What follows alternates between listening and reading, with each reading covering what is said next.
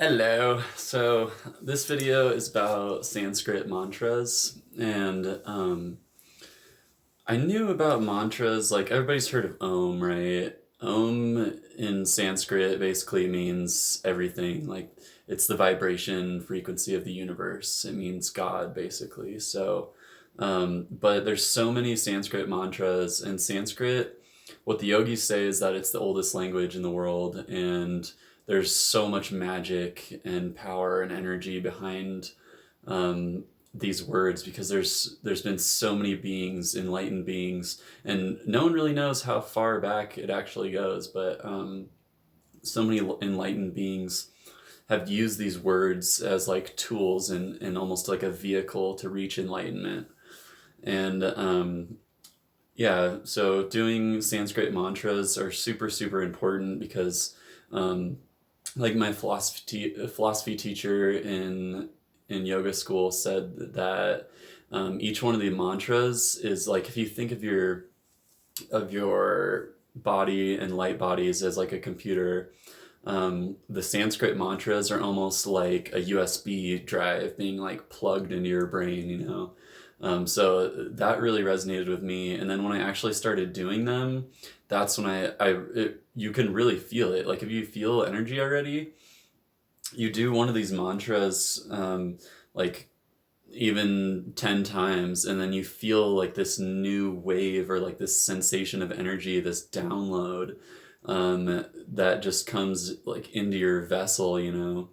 And like I said, it's connected with all of the people that have sung those mantras and that are on the enlightened path or are already enlightened. So it connects you with those beings as well. So they're super important. I'll go over a few of the ones that I use. I actually did Vedic, or I got my Vedic astrology done in Rishikesh when I was there, and the guy gave me my like this was when I first got into mantras. I think I started singing Om Namah Shivaya before, like right before, and then this guy in Rishikesh did my Vedic astrology, and he told me that you need to sing this mantra. And he said, don't tell anybody about it because it's your own specific mantra, and that was kind of cool. Um, and they actually talk about how keeping things secret that are spiritual to you give them more power and more energy because they don't become a part of your ego. They become a part of your own self that you don't need to reiterate or tell people about. Um, but the line is very thin though because I'm trying to help as many people as I can. So like, and it is very thin line for many spiritual leaders, I think. But yeah, so we'll get into the mantras. I'm just gonna hold up this paper. I printed out some really good ones, the ones that I normally chant. There's a couple more that I don't have on here that I do pretty regularly, but here I'll hold it up. Hopefully you'll be able to see it. You can like pause the video if you want and look at it, but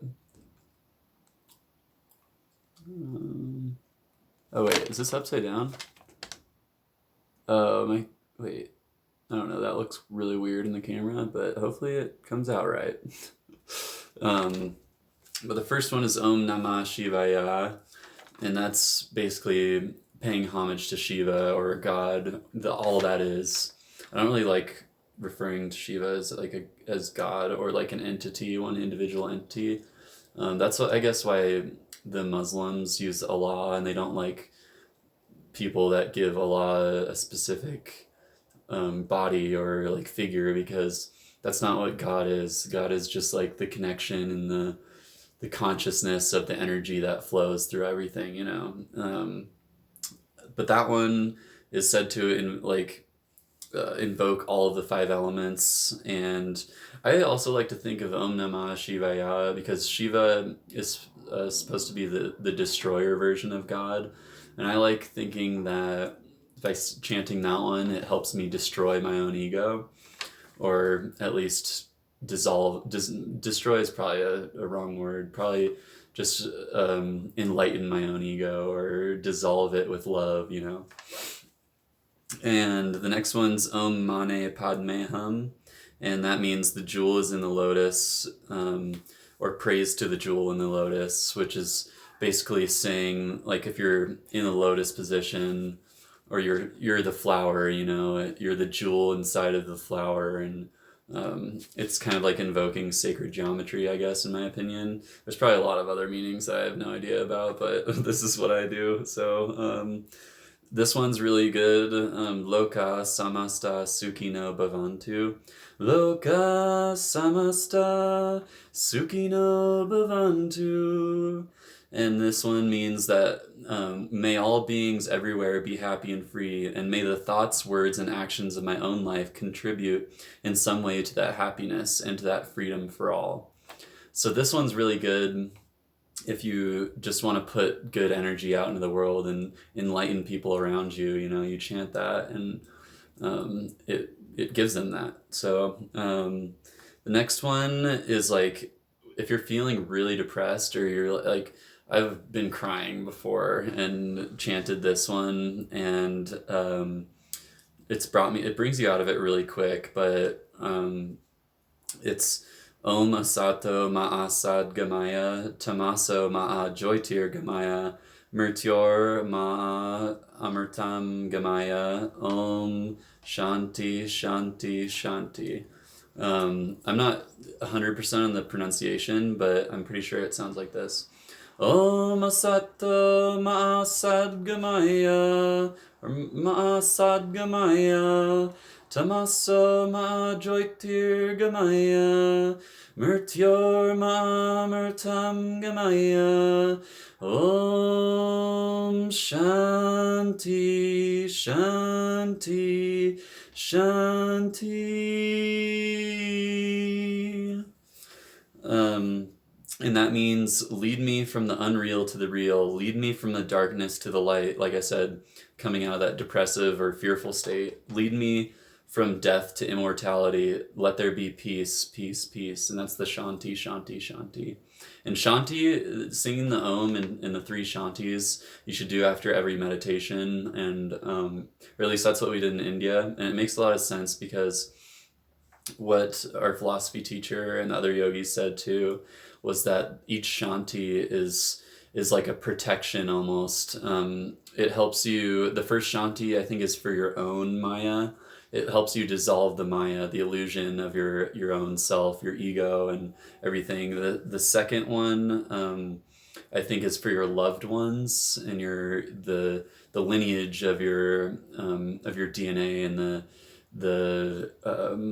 the memories that are inside your DNA, that as starseeds we're trying to heal, you know, from our history. And there's a lot of darkness back there, you know, especially like me being white and like being a Viking, you know. We just like, I mean, I shouldn't laugh at it, but I've had to go through a lot of shit to heal, you know.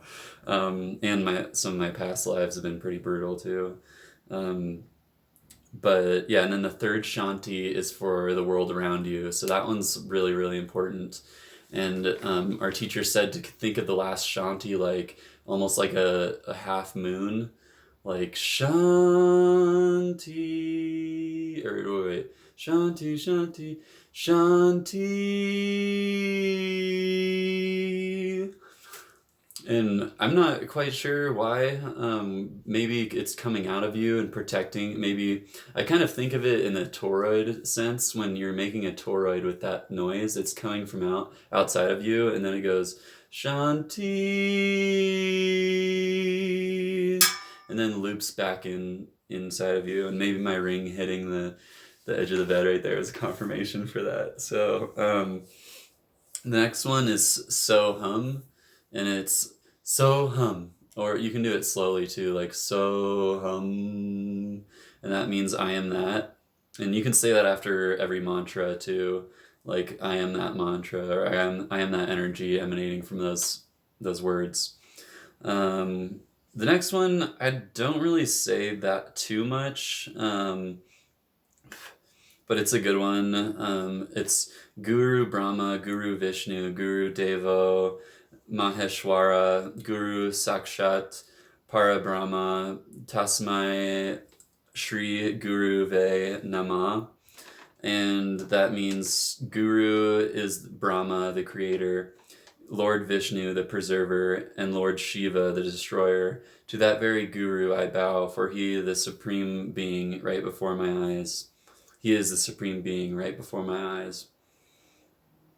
And again, like, one thing my spiritual ego always has like an issue with is like bowing. I'm always just like, I don't want to bow. Like Leonidas, like there's a funny thing. I just have a cramp in my legs, so I can't bow, and my spiritual ego always does that. But then, and especially to like deities, I guess, but just recognizing that they're all inside of you, but they're also inside of everything around you too, and that kind of helps me, at least that crappy part of my spiritual ego, I guess. Yeah, just recognizing that you're a vessel walking through that space, walking through that creator, that creation energy, and observing it from one lens. One really good thing that I want to mention that helped me, I think I might have mentioned it in another video, but if you're sitting, or you're getting into your ego, if you can imagine picture yourself like looking at yourself from outside, like if you put a camera on the wall over there or whatever, and then you imagine looking through that camera just with your imagination, it connects you with the creator and kind of dissolves your ego like that, because it takes you outside of yourself and directly connects you into that universal oneness, because we wouldn't be able to imagine ourselves without that connection to God, I guess. And that it really works. It can clear your thoughts really, really quickly too. It is a little bit hard to like focus on it continuously, at least for me, but maybe it'd be easier for you. I don't know. Yeah, so the next one is really, I really, really like this one. It's Om Shri Chandraya Namaha, and it connects you with the moon energy. And what it said is, for this mantra, is it also helps with like mental health issues. So my background, I went through some rough stuff, and my Vedic astrology, the moon's really strong for everybody, so this is a really good one. And like mental health for everybody in general is really important. So, but yeah, the Vedic astrologer said my moon is really, really strong in my chart. So, I feel like this one helps a lot. But yeah, it's Om Shri Chandraya Namaha. And then the next one is Aham Prema, which means I am divine love. And that one's kind of self-explanatory, and that one's a good like quick one if you want to do 108. But yeah, the longer ones I don't really do 108 every time, because it's like it takes a lot of time, and gotta keep balance in your day. And that's another thing that I'm going through right now is like trying to find balance and like do all this meditation, but also trying to be like a regular human too. It's a little bit challenging. So another really important one is for this coronavirus going around. And when I got the coronavirus coming out of India, my lungs just felt, and I was going on airplanes too, and like the oxygen levels like way lower there. It's like, I think it's said that being in an airplane is like being at the elevation of 10,000 feet, which is crazy. Like, it's ridiculous how they do that. But this one it sounds like this. Om Jagat Pranaya Vidmahe Vajahastaya Dhimahi Tanovaya Prachodayat Tanovaya Prachodayat Om Jagat Pranaya, and then you restart again. But that one, it works super, super well for healing your lungs. I was like in the airport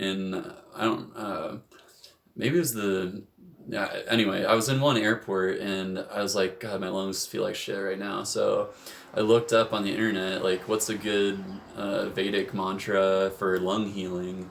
And that's the one that came up. And I did it, and like, I did it like 11 times the first time. And I was just like, oh my god, I feel like I can breathe again. Holy crap. It literally destroys that, like when you get the virus, it feels like there's a pressure like holding your lungs back and you can't get enough air. But that one, it works so well. Like, oh my God, it was a lifesaver on the airplane because, and especially being at 10,000 feet or whatever, 10,000 feet, it helped me so much just to like get through the anxiety of being stuck on the airplane, you know? Like when you feel like your lungs can fully expand and breathe comfortably, that anxiety goes away. And it helped me a lot. Like I had really bad issues with anxiety, like feeling physical pressure on my chest. A lot of that was due to my diet too, but this mantra helped so much with that. So definitely keep that one in mind. And then this next one is the Gayatri mantra, which a lot of people say is like one of the most important ones as well. I'm not sure exactly what the meaning is. I don't have it written down anywhere, but it sounds like this. Om Bhurбhuvah Tatsaviturvarenyam Bhargo Devasya Dhimahi Dio Yona Prachodayat. I love singing that one, to be honest. That one's like fun for me. I don't know. Um, but yeah, um, I'll have to look up the meaning for that one again. But it's a really important one, and just the name Gayatri, it sounds really uh, auspicious to me. So yeah, that's the ones that I use. There's obviously a lot more, and like I said, each one is like a data plug, that gives you a big download of energy. So do as many as you can. I mean, those aren't the only ones that I've done. Sometimes I'll just go on the internet and look up a bunch and go through all of them. So yeah, thanks guys. Give me a like and subscribe, please. Namaste.